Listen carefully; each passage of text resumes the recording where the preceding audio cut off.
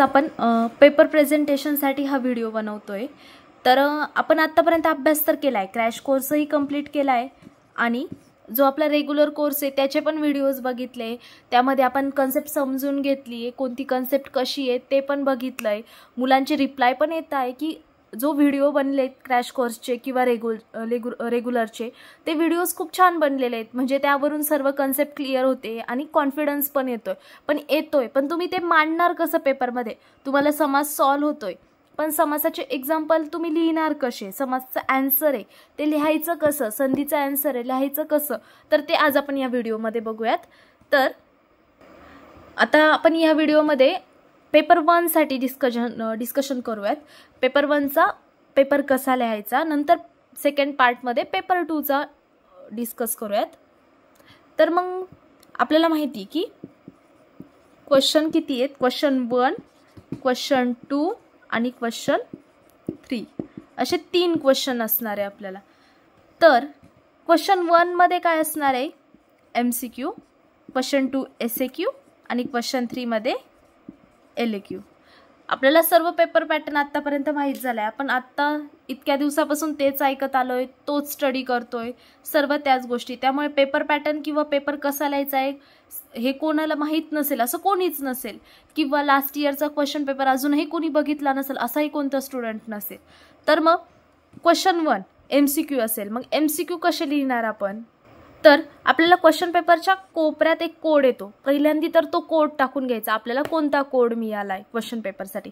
त्यानंतर क्वेश्चन 1 टाकायचा आणि MCQचे सर्व नंबर देऊन घ्यायचे, एक लाईन सोडून एकदम व्यवस्थित नंबर द्यायचे, 4, 5 असे 20 पर्यंत नंबर देऊन घ्यायचे। 20 पर्यंत नंबर दिल्यानंतर मग तुम्हाला जे आन्सर बरोबर वाटतंय ते लिहायचं।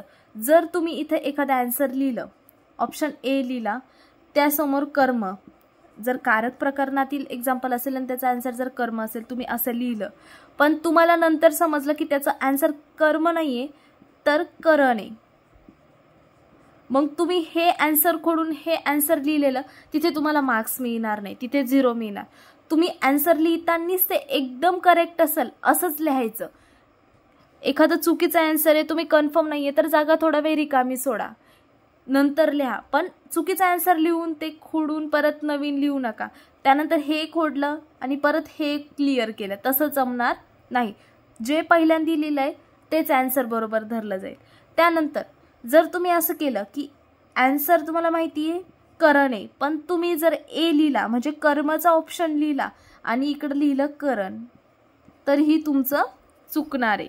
तुमचं आन्सर जर करण आहे, तुम्हाला करेक्ट आन्सर हेच लिहावा लागेल, आन्सर लिहिताना हेच लिहावा लागेल, दुसरा आन्सर लिहिलेलं चालणार नाही। जिथं B ऑप्शन आहे तिथं B ऑप्शन आणि त्याचा ऑप्शनही करेक्ट लिहावा लागणार। तुम्ही खाडाखोड केलेली चालणार नाही, तिथे तुम्हाला 0 मार्क्स मिळेल। आता आपल्याला माहिती आहे, आपण सिनियर्स कडून ऐकलेलंच असेल की आपल्याला 20 मिनिटमध्ये MCQ पेपर दिला जातो, 20 मिनिटासाठी MCQ पेपर दिला जातो। त्यानंतर त्या शेवटच्या 10 मिनिटमध्ये, म्हणजे टोटल MCQ साठी आपल्याला 30 मिनिट आहे, त्यापैकी 20 मिनिट आपल्याला MCQ पेपर दिला जातो आणि शेवटच्या 10 मिनिटात आपल्याला जी मेन क्वेश्चन पेपर आहे ज्याच्यात SAQ आणि LAQ ती दिली जाते। तर मग हे 10 मिनिट म्हणजे हे टोटल 30 मिनिट कंप्लीट झाल्यानंतर काय होतं, आपली जी MCQ ची क्वेश्चन पेपर आहे ती कलेक्ट करून घेतली जाणार आणि आपण SAQ आणि LAQ स्टार्ट करायचं। तर मग MCQ लिहिताना ह्या 30 मिनिट्समध्येच कंप्लीट झालं पाहिजे, नंतर लिहितो आणि ह्या 10 मिनिटमध्ये जर आपल्याला SAQ आणि LAQ लिहायच्या मागे लागलं तर आपले MCQ राहून जातील। त्यापेक्षा आधी MCQ सॉल्व्ह करून घ्यायचे, त्यानंतरच LAQ ला हात लावायचा। जिथे कन्फर्म नाही तिथे शेवटच्या 5 मिनिटांमध्ये कन्फर्म करून लिहून घ्यायचा। निगेटिव्ह सिस्टीम तर नाहीये, वाटत असेल हे आन्सर आहे तर लिहून टाकायचं, निगेटिव्ह मार्क्स तर कट होणार नाही जरी तुम्ही चुकीचं लिहिलं तरी, आणि बरोबर असेल तर मार्क्स मिळूनच जातील। MCQ हे एकदम प्रॉपर सॉल्व्ह करायचे, कारण की जिथे 1 मार्क आहे तिथे 1 मार्क मिळणार। तुमचे 15 बरोबर आले तर इकडे तुम्हाला 15 मार्क्स वाटतात। मग पासिंगसाठी किती मार्क्स लागतात? 35 मार्क्स, ते तुम्ही थेअरीमध्ये काढून घेतात। पण जर MCQ जर चुकले तर मग आपल्याला लोड यायला लागतो, त्यापेक्षा आधी MCQ करेक्ट करायचे आणि नंतर SAQ कडे जायचं। आता आपण क्वेश्चन 2 बघूयात कसं सॉल्व्ह करायचं। पहिल्यांदा तर क्वेश्चन नंबर टाकायचा. खूप मुलं असं करतात की क्वेश्चन नंबरच टाकत नाही. MCQ मध्ये कोड टाकायचा आणि नंतर क्वेश्चन नंबर टाकायचा. आणि प्रत्येक क्वेश्चन हा नवीन पानावर घ्या. तुम्हाला संस्कृतच्या पेपरमध्ये लागेल तेवढे पानं उरून जातात. त्यामुळे आपल्याला आता काही जास्त लिहायला पण नाहीये की आधीच्या स्टुडंटसारखं लौकिक विग्रह करा, अलौकिक विग्रह करा, त्यानंतर सगळ्या प्रत्येक स्टेप बाय स्टेप करा, असं तर काही नाही करायचं. आपल्याला जे सांगितलंय, जो क्वेश्चन सांगितलेला आहे तो क्वेश्चनचा आन्सर लिहायचा. त्यामुळे जास्त जागा तशीही लागणार नाहीये. त्यामुळे प्रत्येक नवीन पेजवर नवीन क्वेश्चन घ्या. त्यामुळे काय होतं, एक्झामिनरला चेक करायलाही सोपं जातं. मग क्वेश्चन 2 टाकला, त्यानंतर आपण पहिल्यांदा त्यातला ए सॉल्व करणार. मग ए क्वेश्चन कोणता आहे आपला, संधीचा क्वेश्चन आहे एसीक्यू मधला. क्वेश्चन 2 म्हणजे काय आपला एसीक्यू. त्यामध्ये काय संधीचा पहिला क्वेश्चन असणार. मग तिथे काय करायचं आपल्याला, जर एखादं एक्झाम्पल दिलेलं असेल संधीचं, फॉर एक्झाम्पल दैत्यारी, आता असं एक्झाम्पल दिलेलं आहे, तर याचा काय करायचा, मग आपण विग्रह करायचा. इथे काय करायचं असेल मग आपल्याला विग्रह. मग कसा विग्रह होईल त्याचा, दैत्य अधिक अरी. आता आपण हा विग्रह केला. पहिला क्वेश्चन होता हा ए मधला. पहिल्यांदा काय केला, विग्रह केला. त्यानंतर मग त्याचा जनरल नियम लिहून टाकायचा. इथे काय झालं, मग कोणती संधी होणार आहे, अकसवर्ण दीर्घ संधी होणार आहे. मग अ अधिक अ आलाय, तिथे काय झालाय, अ झालाय असं. त्यानंतर मग आपण संधी विग्रह तर केला, पण त्यानंतर पुढे आपण संधीचं नाव येत असेल तर लिहून टाकायचं. सूत्र येत असेल तर सूत्राचं नाव लिहून टाकायचं. मग संधी कोणती आहे, स्वर संधी. मग आपण इथे लिहिणार स्वर संधी. त्यानंतर सूत्र कोणतं आहे, मग सूत्र कोणतं आहे आपल्याला माहिती. कोणतं सूत्र आहे, सवर्ण दीर्घ संधी म्हणू शकतो किंवा अकसवर्ण दीर्घ, अकसवर्ण दीर्घ. आणि जर तुमच्याकडे टाइम असेल किंवा तुम्हाला ही संधी थोडीशी एक्सप्लेन करायची असेल, म्हणजे ह्या संधीचा रूल जर थोडाफार एक्सप्लेन करायचा असेल तर तिथे तुम्ही तो पण करू शकता. कारण की आपल्याला तसाही जास्त टाइम लागणार नाही, खूप सारं लिहायचं नाही पेपरमध्ये. जर लिहिलं तर इम्प्रेशन चांगलं पडतं, नाही लिहिलं तरी चालून जातंय. आता यात लौकिक विग्रह, अलौकिक विग्रह हे सगळं काही करायचं नाही. आपल्याला फक्त काय करायचं आहे, सिंपल लौकिक विग्रह करायचा आहे. पुढच्या ज्या आधीच्या बुक्समध्ये स्टेप होत्या त्या जास्त सॉल्व करायच्या नाही. केल्या तर ठीक आहे, नाही केल्या तरी काही फरक पडत नाही. पण मग तुम्ही संधीचं नाव, संधीचा तो जो जनरल नियम असेल की कधी होतीये अकसवर्ण दीर्घ संधी किंवा स्वर संधी म्हणजे काय, हे पण तुम्ही थोडं थोडं ऍड करू शकता, पण खूप जास्त डिटेलमध्ये पण ऍड करायचं नाहीये.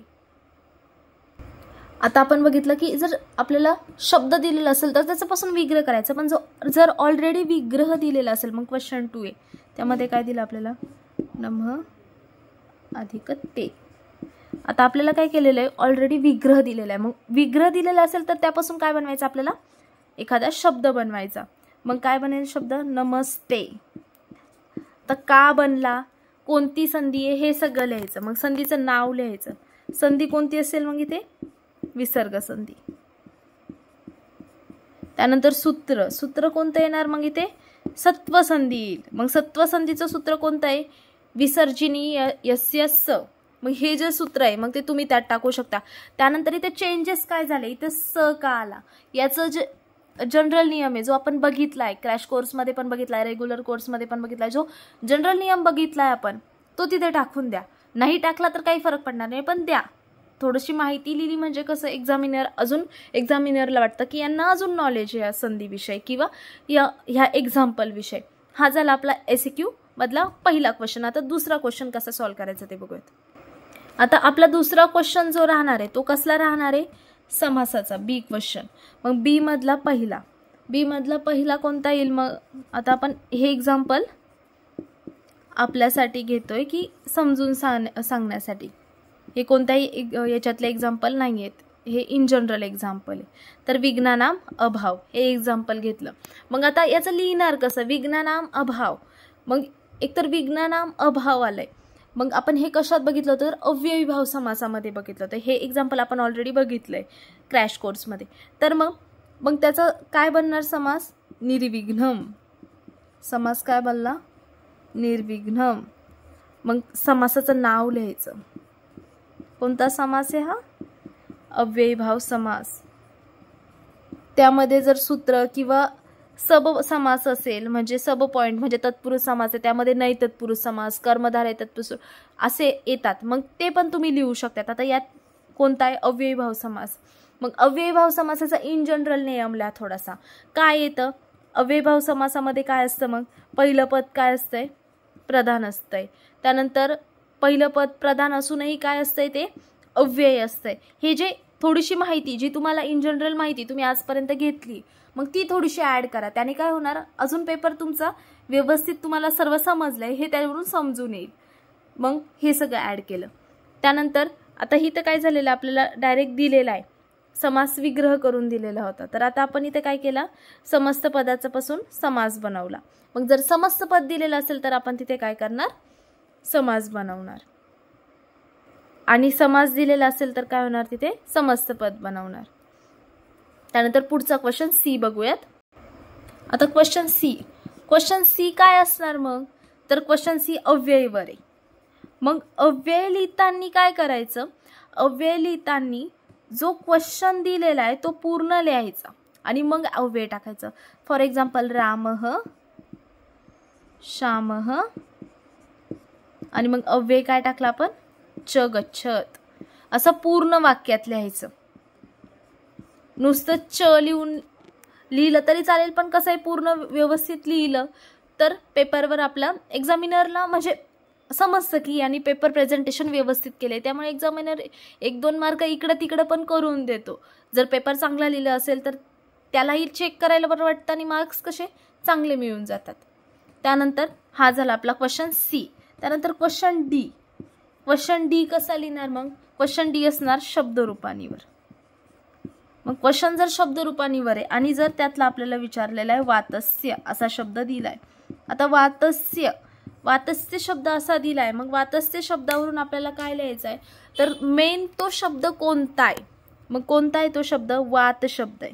हे पहिल्यांदा लिहायचं. तो मेन शब्द कोणता आहे? वात शब्द. त्यानंतर तो काय आहे? अकारांत स्वरांत शब्द आहे. हे लिहिलं नाही लिहिलं काय नाही, जास्त इफेक्ट नाही होत, पण मग व्यवस्थित वाटतं. आणि मेन काय तो काय? पुलिंगी षष्टी एकवचन. आता हे पूर्ण लिहायचं, हे शॉर्ट फॉर्ममध्ये वापरायचं नाही. पुलिंगी षष्टी एकवचन हे काय करायचं? पूर्ण लिहायचं. पुलिंगी लिहायचं, षष्टी आणि एकवचन. याला जास्त मार्क्स आहे, याला जास्त मार्क्स नाही, पण हे लिहायचं. कोणता मूळ शब्द आहे, त्यानंतर कोणता शब्द आहे, स्वरांत आहे, व्यंजनांत आहे की सर्वनाम आहे, ते सगळं व्यवस्थित लिहायचं. त्याने काय होतं? अजून व्यवस्थित वाटतो पेपर. त्यानंतर तुम्ही हे दोन्ही सेपरेट केलं तर चालेल. अकारांत शब्द आणि कसा आहे तो? स्वरांत. असं व्यवस्थित एकामागे एकाखाली एक पॉईंट टाकले तर तो अजून व्यवस्थित दिसतो. त्यानंतर आपण आता ई नंबरचा क्वेश्चन बघूया. ई नंबरचा क्वेश्चन कशावर असणार आहे? उपसर्ग. उपसर्गाचं काय येणार आहे आपल्याला? 5 वाक्य कंपल्सरी 22 उपसर्गांचे करायचे म्हणजे करायचेच. 5 मार्क्स आपल्या हाताचे आणि आपण कोणतंही एक्झाम्पल लिहू शकतो. त्यांचं काही रिस्ट्रिक्शन्स नाही की तुम्ही हेच एक्झाम्पल लिहा. नाही, तुम्हाला जे एक्झाम्पल आवडेल ते तुम्ही करा आणि लिहा. मग आपल्याला सर त्यांनी दिलेलं असेल अपी, मग आपण काय करणार? अपी लिहिणार आणि रसो अपी श्लेष्मवत. रसो अपी श्लेष्मवत. हे काय झालं? आपलं उपसर्गाचं वाक्य झालं. त्यानंतर पुढचा question F question. F question मध्ये काय? मग एफ क्वेश्चन मध्ये काय दिलेलं त्यांनी? वाक्य बनवायला दिलेले. काही वेळेस प्रत्यय देत आहेत तर काही विशेषण देतात. विशेषणाचे काही शब्द देतात आणि त्यापासून वाक्य बनवा म्हणताय, किंवा प्रत्ययातील काही प्रत्यय देतात ते बनवून वाक्य बनवा. आता एखादा शब्द आहे, आता जर त्यांनी दिलेलं असेल लिख अधिक त, मग इथे काय करायचं? पहिल्यांदा हे सॉल्व करायचं. मग तिथे काय येणार? ते लिख. आणि मग वाक्य कसं बनेल त्याचं? शिष्येन लेख लिखत. याचा पहिल्यांदा शब्द सॉल्व केला आणि त्यानंतर आपण काय केलं? वाक्य बनवलं. कसं येणार? शिष्येन लेख लिखत हे असं लिहिलं. त्यानंतर विशेषण मधलेही काही वर्ड्स दिलेले असतात त्यांनी. तर मग समजा दिले त्यांनी की प्रिय पुत्र, प्रियपुत्र असे 2 विशेषण तुम्हाला दिलेले, मग त्यापासून वाक्य बनवायला लावलेले. मग कसं वाक्य बनेल? रामः दशरथस्य प्रियपुत्र असती. मग हे काय झालं आपलं? प्रियपुत्र. हे दोन्ही विशेषण त्या वाक्यात आले, मग ते वाक्य झालं. हा झाला आपला एफ क्वेश्चन. त्यानंतर जी क्वेश्चन. जी क्वेश्चन कशावर आहे? मग धातू रूपांवर आहे. जी क्वेश्चन कशावर राहील? धातू रूपांनी. मग धातू रूपांनी कशी लिहिणार तुम्ही? पहिला क्वेश्चन आहे समजा भविष्याव. मग एकदम सिस्टमॅटिक लिहायचं. जेवढं विचारलंय त्यापेक्षा जास्त लिहिलं तर ते काय मार्क्स कट करणार नाही. कमी लिहिलं तर मार्क्स कट करतील, पण जास्त लिहिल्यावर कोणी मार्क्स कट करत नाहीये ना. तर लिहा ना जास्त. आहे वेळ पण आहे, एवढा जास्त लेंदी पेपर नाहीये ना बाकीच्या सब्जेक्ट सारखा की आपण खूप लिहायला आहे. आपल्याला पॉईंट वाईज लिहायला आहे, थोडं लिहायला आहे आणि पॉईंट वाईज लिहायला आहे. तर मग व्यवस्थित प्रेझेंट करायचं. काय फरक पडत नाही व्यवस्थित प्रेझेंट केलं तर. मार्क्स कट नाही होणार व्यवस्थित प्रेझेंट केलं तर. मग काय येणार? धातू लिहायचा पहिल्यांदा. कोणता धातू? यात भवधातू आहे. भवधातू म्हणजेच कोणता? भूधातू आहे. ते झालं. त्यानंतर कोणता लकार आहे? लूट लकार आहे. लूट लकार आहे. लूट लकार मध्ये काय आहे? लूट लकार उत्तम पुरुष द्विवचन. आता तुम्ही हे एकत्र पण लिहू शकता. लूट लकार उत्तम पुरुष द्विवचन. काही फरक पडत नाही, दोन्ही एकत्र केलं तरी किंवा सेपरेट केलं तरी. त्यानंतर पुढं काय आहे? पचा धातू आहे. मग काय लिहिणार? परस्मैपदी धातू. आणि गण तुम्हाला येत असेल, भवधातू कोणत्या गणाचा आहे? आता परस्मैपदी धातू आहे म्हणजे कोणता गण असेल? भ्यादी गण आहे. भ्यादी गणातला परस्मै धातू आहे. आता जरी तुम्हाला इथं समजत नाही पण शाव कोणाला लावतोय आपण? पच्या धातूला लावतोय. प्रत्येक आपण पाठ केलेले आहेत ना की कोणत्या धातूला कोणतं लागतंय. पच्या धातूला कोणतं लागलंय ना आपच्या धातूला कोणते प्रत्यय लागतात. मी व म, सीथ त, तिथ अंती, इवय मये, हे सगळं पाठ केलेलं आहे ना आपण. तर मग त्यावरून अंदाज लावायचा की हा आपचा धातू असेल की पचा धातू असेल. त्यानंतर मग लकार लिहिला. पुरुष आणि एकवचन हे खूप इम्पॉर्टंट आहे. पूर्ण क्वेश्चन मध्ये इम्पॉर्टंट काय आहे तर एवढं इम्पॉर्टंट आहे. हे मिस करायचं नाही, हे सर्वात इम्पॉर्टंट आहे. त्यानंतर हे सगळं काय झालं? पेपर प्रेझेंटेशनचा पार्ट झाला. लिहिलं तर चांगलेच मार्क्स पडणारे, मार्क्स कटणार नाहीये. त्यानंतर पुढचा क्वेश्चन बघूया. पुढचा आहे एच नंबरचा. मग एच नंबर मध्ये काय सांगितले त्यांनी? एका पद कारक ओळखायला येईल. कसं कारक ओळखायला येईल? तर एखाद्या वर्ड खाली अंडरलाईन केलेलं असेल आणि त्याचं कारक ओळखायला येईल. मग कर्ता आहे, कर्म आहे, कर्ता आहे, कर्म आहे किंवा मग करण आहे, संप्रदान आहे, अपादान आहे, हे सगळं तुम्ही ओळखायचं आणि लिहायचं. मग कोणताही कारक जर कर्ता आहे, इथे कर्ता दिलेला आहे म्हणजे ह्या इथे वर्ड आहे तो कर्ता आहे. मग कर्त्याचं सगळं लिहायचं. इथं कर्ता आहे, मग कर्ताचं सूत्र टाकायचं. इथे कर्तुरीप्सितम कर्म, हे कर्माचं सूत्र झालं. कर्ताचे सूत्र काय आहे? मग प्रातिपादिकार्थ लिंग परिमाण वचने प्रथमा म्हणजे काय? कर्ता. मग तिथं तुम्ही ते सूत्र थोडंसं एक्सप्लेन करू शकता. मग म्हणजे त्यांनी काय विचारलंय? बेसिक विचारलंय की कर्ता थोडंसं एक्सप्लेन करायला लावलंय ना. मग कर्ताचं व्यवस्थित एक्सप्लेन करायचं. 1-2 एक्झाम्पल अजून त्यात ऍड केले तर काही फरक पडणार नाही. म्हणजे प्रातिपादिकार्थ लिंग परिमाण वचने मात्रे प्रथमा हे सूत्र तुम्ही त्यात ऍड केलंय कर्त्यामध्ये. मग तिथे काय करणार तुम्ही? त्याचं थोडंसं एक्झाम्पल देणार जे आपण क्रॅश कोर्समध्ये बघितलेले आहेत एक्झाम्पल. किंवा अपादाने पंचमी, मग अपादानाचं एक्झाम्पल आलेलं आहे. मग अपादाने पंचमी हे सूत्र टाकणार आणि अपादान कशाला म्हणतो ते व्यवस्थित मराठीमध्ये एक्सप्लेन करणार. हे सगळं व्यवस्थित. एखादी गोष्ट आपल्यापासून लांब जाते तर कोणतं कारक येणार? एखाद्या गोष्टीपासून लांब जातोय तर तिथे कोणतं कारक येणार? हे आपण एकदम परफेक्ट बघितलेलं आहे, आपल्याला माहिती. तर तेच मराठीतून लिहायचंय आपल्याला. काही संस्कृतमधून नाही लिहायचं. सूत्र फक्त संस्कृतमधून टाकायचं आणि ते काय करायचं? मराठीतून लिहायचं. आता हा झाला आपला क्वेश्चन 2. आता क्वेश्चन 3. आता क्वेश्चन 3 सगळ्यांना असं वाटतंय LAQ आहे म्हणून किती लिहू, बाकीच्या क्वेश्चन सारखं म्हणजे बाकीच्या सब्जेक्ट सारखे 3-3 पानं कसं भरू मी. तर काही गरज नाही, 3 पानं भरवायची नाही आपल्याला. जेवढं कंटेंट विचारले त्यापेक्षा थोडंसं जास्त लिहा, नक्कीच चांगले मार्क्स पडतील. पण बाकीच्या सब्जेक्टसारखं 3 पानं लिहिले मग आता मी याच्यात काय लिहिणार, इकडचं गोळा करणार तिकडचं गोळा करणार, गरज नाही आहे. इथं जेवढं विचारलंय तेवढं लिहिलं तरी तुम्हाला तिथं आउट ऑफ मार्क्स मिळणार म्हणजे मिळणार. इथं मार्क्स कटणार नाही. चुकलं तर मार्क्स कटणार, चुकलं नाही तर मार्क्स कटणार नाही. मग आता LAQची क्वेश्चन आहे. मग LAQ क्वेश्चनमध्ये काय केलेलं त्यांनी, A नंबरचा क्वेश्चन काय दिलेला आहे, शब्दरूप दिलेलं आहे. मग शब्दरूपमध्ये काय करणार, ते एखादा शब्द देणार. समजा कला शब्द दिला, मग कला शब्द दिल्यानंतर त्याचा काय करायचं सांगितलंय त्यांनी, आकारांत शब्द आहे आणि त्याचं काय करायचं आहे, चतुर्थी बहुवचन शोधायचंय. मग तुम्ही काय करणार, चतुर्थी बहुवचन शोधणार. मग इथं लिहिणार ते. आणि हे जे शोधलंय चतुर्थी बहुवचन त्याच्यापासून काय करायचं, वाक्य तयार करायचं. असा हा क्वेश्चन असणार. याच्यापासून काय करायचं, हा जो शब्द चतुर्थी बहुवचनाचा तुम्ही शोधलाय, जो तुम्हाला आठवलाय, तो त्यापासून काय करायचं, स्वतःच्या मनाने वाक्य तयार करायचं. मग वाक्य 2 वर्डचं असो 3 वर्डचं असो, पण आता व्यवस्थित असलं पाहिजे फक्त.